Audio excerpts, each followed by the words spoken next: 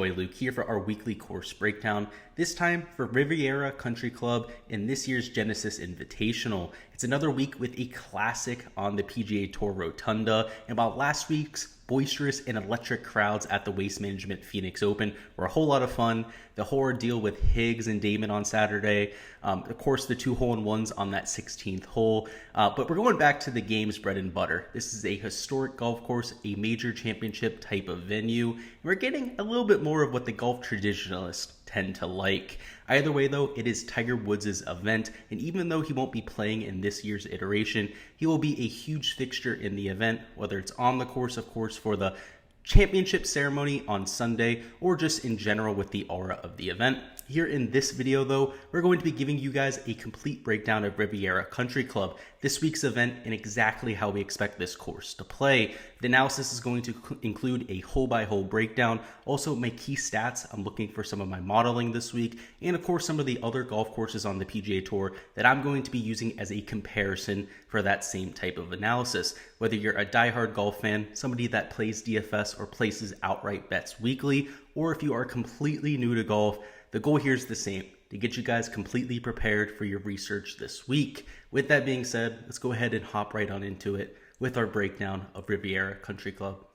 First, we'll start off with a discussion of the field and some of the general trends for this event. First off, we have an invitational field. That means we have our first stud-packed field of the year, 120 players, and really all the best players in the world. If we take a look at some of the notables this week, we have guys like Rahm, DJ Cantlay, Xander, Rory Morikawa, JT, Cam Smith, Victor Hovland, Scotty Scheffler coming in off his first ever win that we of course took advantage of in DFS and the outright market, which we'll get to with our DFS content later on in the week. Brooks Koepka came through, Sungjae Im is coming through this week as well. So overall, just all the best players in the world. It might be a little bit more fitting to talk about who won't be here instead, which is Bryson and Harris English, both of them dealing with injuries. English actually getting surgery on his hip, so we won't see him for quite some time. But those are really the only notable exceptions to this field. In terms of a cut line, even with the invitational field with only 120 players, we have our normal cut line. It'll be the top 65 in ties, which means a solid amount of the field will be making the weekend. In terms of a historical number for that cut, it's been between -2 and +2. It was even par last year, making it a more average year, but depending on the weather conditions, it can play either easier or harder, again, depending on that moisture. The rest of the field is rounded out with many of the top 100 in the official World Golf Rankings, making this likely a top 7 event on tour this year in terms of field strength, and that's including the majors. I mean, this is going to be up there with events like the PGA Championship, even events like TPC Sawgrass over there for the players. This really attracts the best field in golf because this is one of the best venues in the entire world. And I'm not exaggerating when I say this. It might not be as picturesque as something like a Pebble Beach, but from an architecture standpoint, this is an absolute masterpiece. Any architect, when they're really trying to get inspiration for a new golf course, almost all of them go to Riviera, walk around the property, and take down a bunch of notes. It's just that type of event.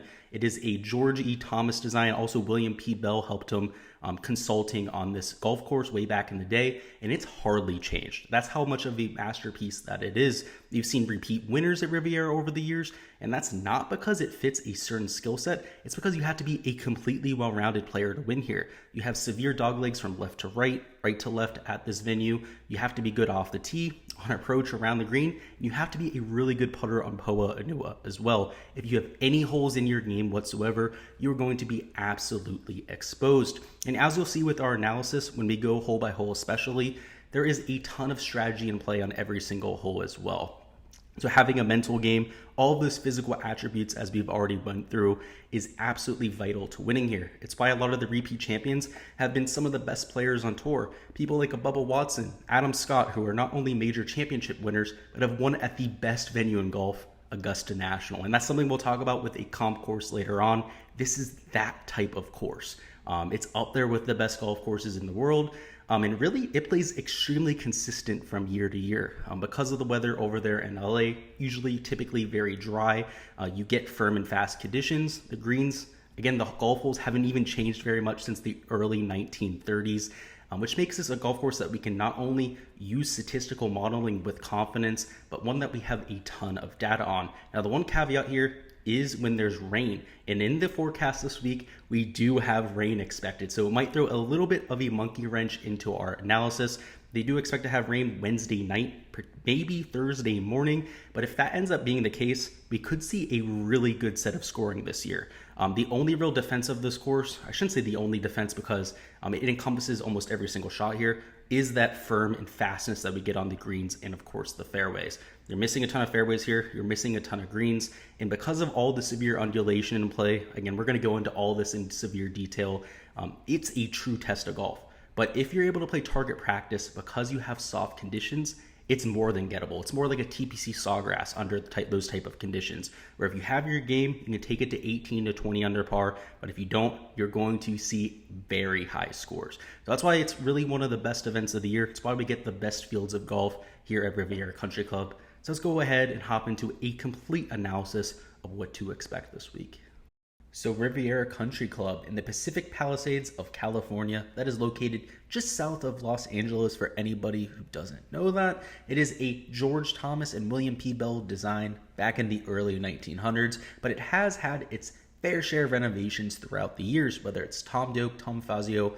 Many of the best architects of golf courses throughout the world have had their hands on this venue. But even with all of those high-profile names, guys that really have egos, right? They're some of the best architects in the world. They did not change the characteristics of this course. They really, if anything, tried to just restore them back to the early designs, because throughout the years here at Riviera, there have been floods that have changed the landscape of this course. Most notably back in 1939, where a mudslide literally decimated half this golf course. So a lot of these renovations throughout the years have actually been trying to return the golf holes back to what they saw back in the day. So great to see that those egos didn't get in the way, especially for Tom Fazio, who loves to go out and put his hand on golf courses.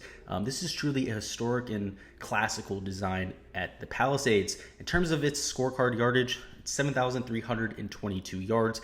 Typical par 71 setup as well, where you have your normal allotment of par 3s, one extra par 4 to make up for one of those par 5s, which tends to make the scoring a little bit more difficult without that extra par 5 to take down. It's routinely one of the hardest golf courses on the PGA Tour. It might not always be the hardest on tour, but it's always in that top 10. A lot of that comes down to the undulation, the around the green play, which is nearly impossible at Riviera at times, and we'll get to that here in a second. In terms of grass types of greens, we have Poa Anua greens, what we're used to seeing over here on the West Coast. And even though they are Poa Anua, they tend to be a little bit more pristine than most. They don't get as bumpy as some of these other surfaces, particularly some of these coastal tracks like what we had at Torrey Pines or of course at Pebble Beach. They tend to get extremely bumpy towards the afternoon. For whatever reason, we've heard it from players here over the years. At Riviera, they are pristine and they don't have that same type of effect. So players that are going to be raging at times here though, because Poa Anua, it's usually the worst surface for a lot of these players, and you're going to see people get extremely frustrated. When they're missing 4 to 5 footers that they're not used to missing, you're going to have guys that completely blow up with the putter this week. So make sure to keep that in mind. Even though you're not going to see as bumpy of conditions on these Poa Anua surfaces, they're still going to cause these players trouble. The fairways and the rough are both kikuyu grass, and the fairways, despite kikuyu being extremely penal in the rough, on fairways, it's perfect. In fact, it's the surface that players prefer the most. It essentially gives you a perfect lie every single time. It's much like when you have paspalum on fairways. It really almost tees up your ball. That means that putting spin on your balls out of these fairways going to be extremely easy. And of course, with the firm and fast conditions that we typically have at this event, that is extremely useful. So hitting the ball out of the fairway is, again, helpful, but at the same time, you're not on the fairway very often. At this golf course, we'll get to some of these statistics here in a little bit. It is one of the hardest golf courses to get in the short grass, and that rough, like I mentioned a little bit before, extremely penal. Kikuyu is infamous for swallowing up golf balls, and even if it's not 4 to 5 inches, if it's still in that 2 to 3 inch range, which most PGA Tour events will be cutting their rough to, it plays like 4 to 5 inches. That's why you see when guys missed at Torrey Pines, a lot of layups, even at Pebble Beach, where the rough's a lot shorter and it's not really as sticky of a kikuyu grass, you still saw plenty of guys laying up. It's just a much stickier surface than Bermuda grass. And even if it's shorter, 2 to 3 inches, it's going to play a lot longer than that. So driving accuracy, you would expect to be important at this golf course, but per the correlations over the years, It hasn't been. A lot of that comes down to the length here. If you're hitting it in the rough but only having 120 yards into a green, you can get out of that Kikuyu rough a lot easier with a wedge. Now, if you're one of the shorter hitters on tour, somebody that's a little bit more accurate, but you end up missing a fairway, you're going to have no chance to get it to the green. So it's kind of like those US Open type of conditions that we see where fairways aren't even all that important because nobody's hitting them to begin with. So when we get to the key stats, that'll become even more apparent. But this Kikuyu rough tends to make it more of a bomb and gouger type of golf course. That's why we see that over there at Torrey Pines and even at Pebble Beach from time to time.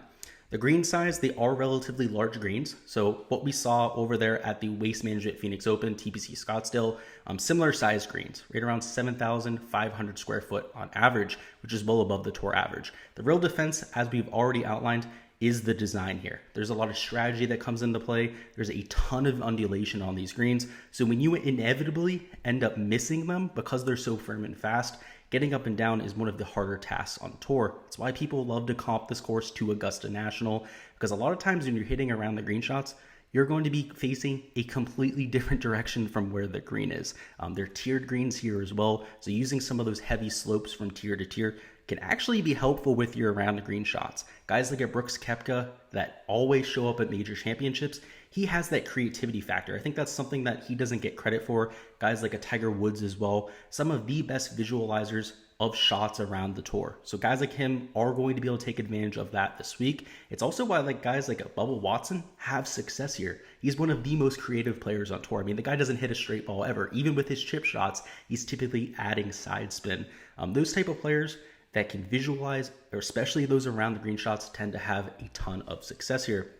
We're going to move down a little bit further. The elevation change here isn't all that drastic. You're going to have some holes where it's 10 to 20 yards, some holes where it's 10 to 20 yards uphill, but it's not like what we saw at Kapalua, where it's a drastic change on every single hole. But it's also not what we saw over there at the desert, over there at TPC Scottsdale, where every single hole was pretty much dead flat unless they purposely built up a tee surface like they do for hole 18 there. Overall, it's not a huge effect. In terms of elevation for the whole golf course, we are playing close to Los Angeles, so you're not going to be dealing with any type of elevation effect.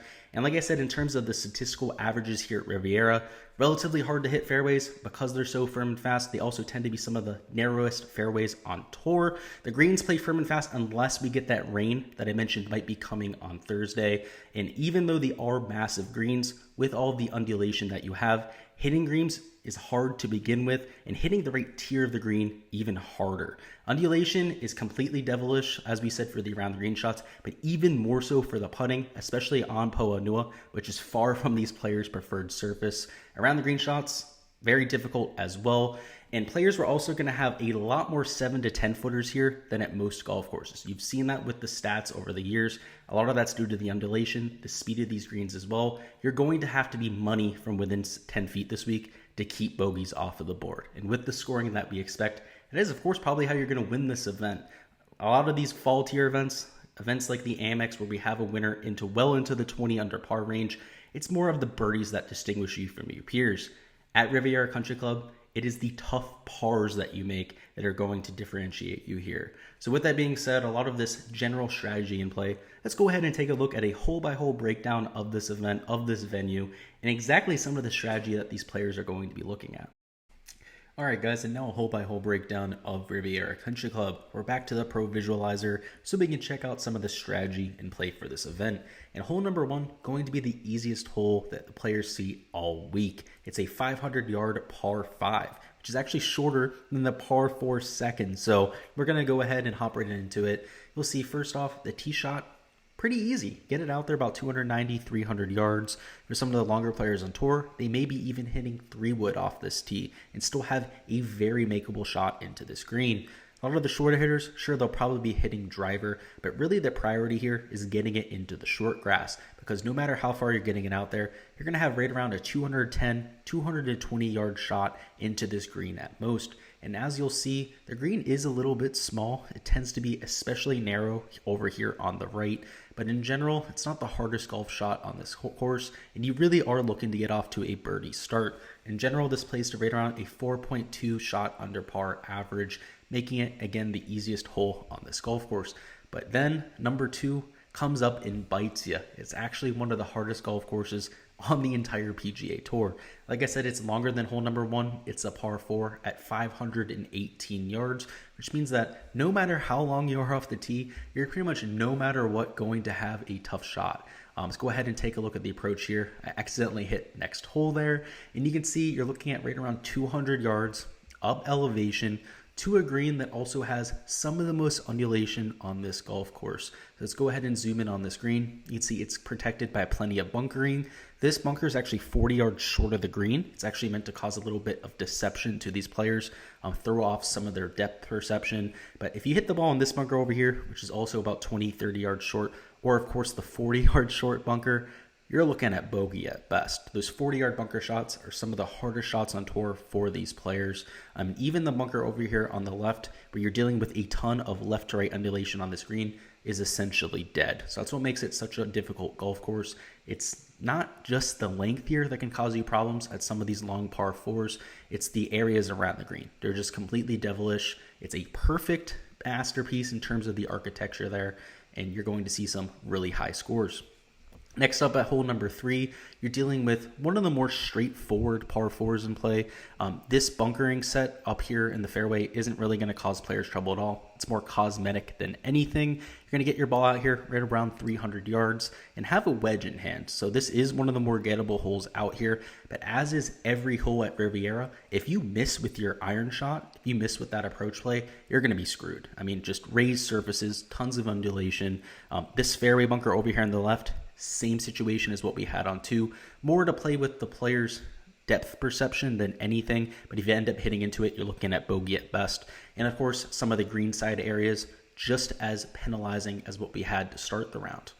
Now over here at hole number 4, also another brute of a golf hole that is just going to be a little bit of a trend for this course. And it's an interesting design. So it looks like you just go right at the pin, even if it's in the middle here. But if you do that, you're going to end up way over here near the cart path. That's because this green slopes heavily from right to back left. If you hit shots over here in the fairway, let's say about 200 yards, that type of thing, this will actually end up right around the flagstick. That's how much undulation there is. And you're going to see most players aiming at the most at the right edge of the screen and letting the ball trundle the entire way across. Now, if we end up getting soft conditions, it ends up being extremely rainy on Wednesday, Thursday. That might not be the same case, but from what we see most years at the Genesis Invitational, it's that road type of design where you have to purposely miss the green to hit it, and of course that's a difficult golf hole. Number 5 is one of the more straightforward par 4s, so similar to number 3 there. Hit a decent tee shot out there, about 280, 290 yards, and you're going to have a scoring wedge in hand. But as I said before, it doesn't mean this is a hole you can sleep on. Even though it doesn't have a ton of bunkering, this is one of the hardest greens in all of the golf course. So making a putt here, 3-putting is not even a guarantee. You definitely can't fall asleep, even on some of these quote-unquote easy holes. Number 6 is one of the more iconic holes on the PGA Tour. It's the hole with the bunker in the middle. They call it the donut hole, depending on where you're looking. Let's go ahead and zoom in on this approach shot. You're dealing with tons of undulation from back to front all over the screen. And over here on the left, you're also dealing with a lot of left to right undulation. A lot of times the pin on day 1 is going to be over here on the right. This is actually the easiest location on the screen. A lot of times on Sunday, you'll see it over here to the left of this bunker, and because of that left to right undulation, that is an extremely difficult location. So overall, this causes players a ton of fits because most of them want to aim at the middle of the green and just hit right to that spot, particularly in some of these tough par 3s that are over 200 yards. Unfortunately, you can't do that though, right? That bunker in the middle of the green completely throws off your how comfortable you feel over that ball, which again makes this hole a brute. Now for hole 7, you're dealing with one of the easier golf holes on the course. So if number 1 was easy, this is probably in the top 3. It's only 412 yards, which means you can lay back with a driving iron, potentially even a 3-wood for some of the shorter hitters, and still have a wedge into the hole. As always, the green is relatively complex, but at that type of distance with a scoring wedge in hand, it is one of the few birdie opportunities that they'll have. Hole number 8 is also of similar length. It's 430 yards. It does have a fairway bunker in play on both sides, which does add a little bit of difficulty. And the green here also a little bit more undulated. So It's not quite the birdie opportunity that 7 is, but if you end up getting stung by this golf course early on, which is more than possible with some of those brutes, particularly with 2 through 4, 7 and 8 are a chance to make up for it. So that's why they say that this golf course is extremely fair. Is as many holes as they have to bite you here at Riviera, you also do have a few scoring opportunities. And lastly, we have the par 4 ninth. So on the front 9, we only have 1 par 5. You'll have 2 of them on the back 9. It's one of the longer par 4s. It's a tricky hole because of the 2 fairway bunkers here. If you want to lay up, you're going to be putting yourself in range of this first bunker. And of course, if you're trying to hit it out there 200 to 300 yards, you're bringing in this left bunker. So it's no comfortable tee shot on this hole. You really got to step up there and hit a solid tee shot. The approach shot, not much easier. You can see even if you're getting it out here to the 300-yard range, you're going to have a 180-yard shot into this green at least.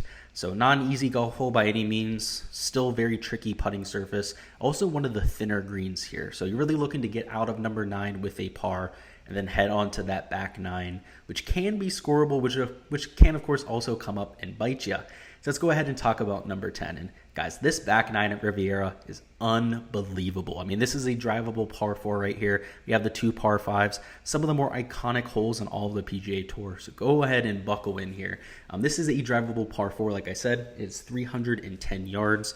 Guys that lay up are going to have a wedge into this green, which makes it a very nice birdie hole. But you're going to see guys go for glory. Really try to get it up there near this bunker. You're going to see a ton of people in this front greenside bunker. The issue is this sand shot is harder than the wedge shot from the fairway. And that's why I would advocate for guys to hit just a shot into this wedge range, because you can create an angle, right? If you hit the ball to the left side of this fairway, you can have a direct angle into the green. And the green slopes from this side to this side, so from its back to its front.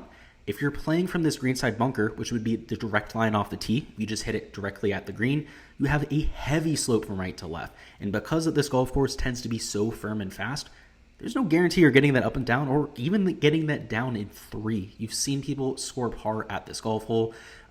You do see a lot more eagles, clearly, from that type of situation when people are going for the green. Every once in a while, someone will be able to stop the ball on the green.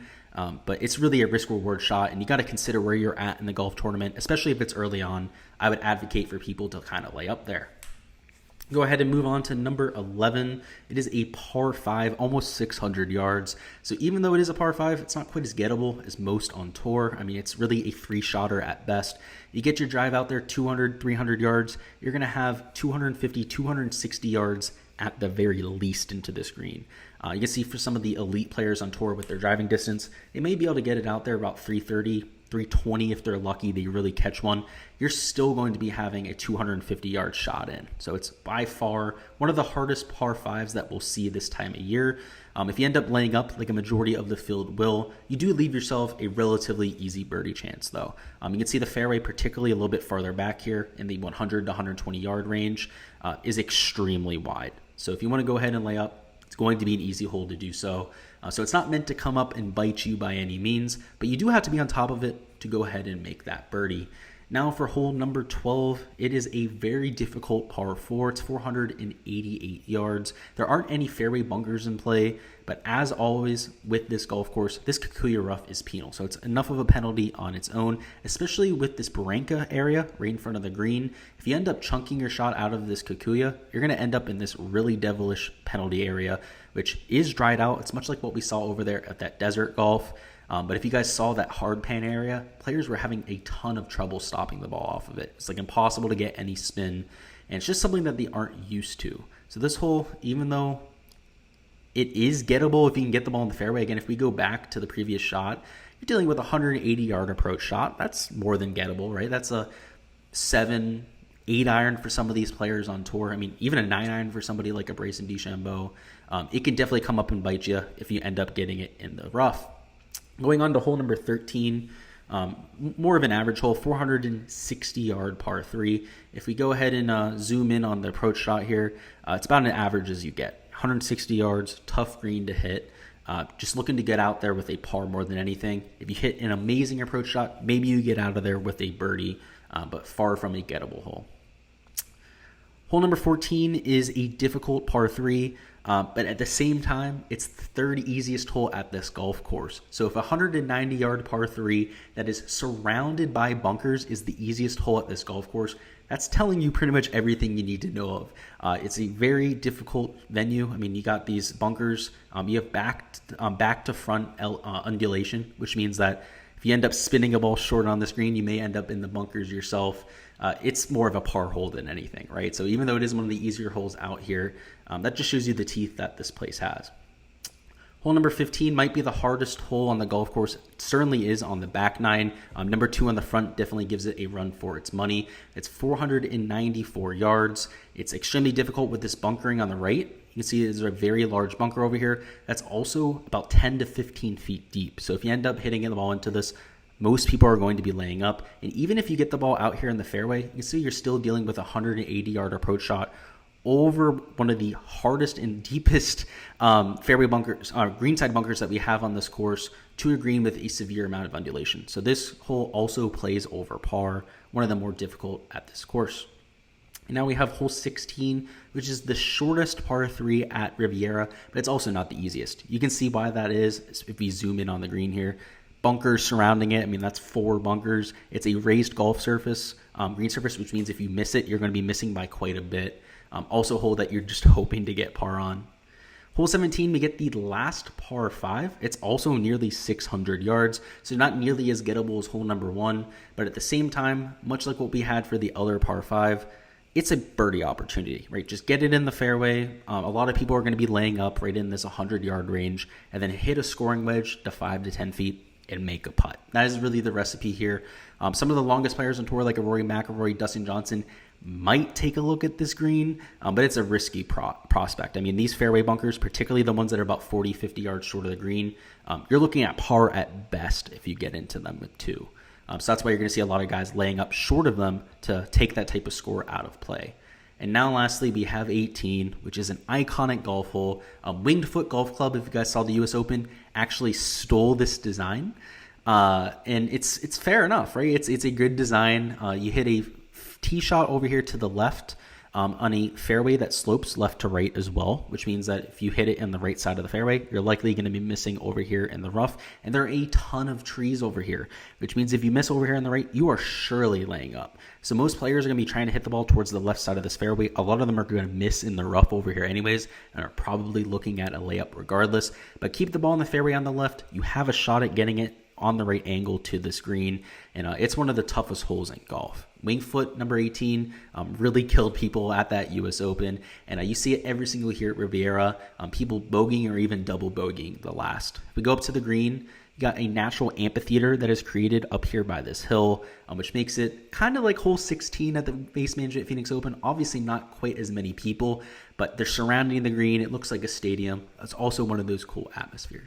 All right, now that we've gone through a hole-by-hole breakdown, let's go ahead and talk about some of my key stats for my modeling at Riviera. Number 1 is going to be shots gained around the green. Like I said before, these fairways and greens, some of the hardest to hit on tour, so being able to scramble, save par, is really how you distinguish yourself here. It's unlike some of those fall swing events, some of these resort-style golf courses, where birdies are really where you make your hay. At Riviera, keeping your scorecard clean is how you do so. So with so many greens missed, with so many up and downs being necessary, and the greens here being extremely difficult, getting up and down is no easy task either. So unless you're somebody who can manipulate your ball flight, can flop shot, can hit some of those low skidders, if you don't have every single chip shot in your arsenal, you're going to have trouble here. So pretty much excluding everybody who's horrible around the green is something I'm going to be doing, because even if you're one of the best ball strikers in the world, you're looking at hitting 70, maybe 75% of your greens here at most.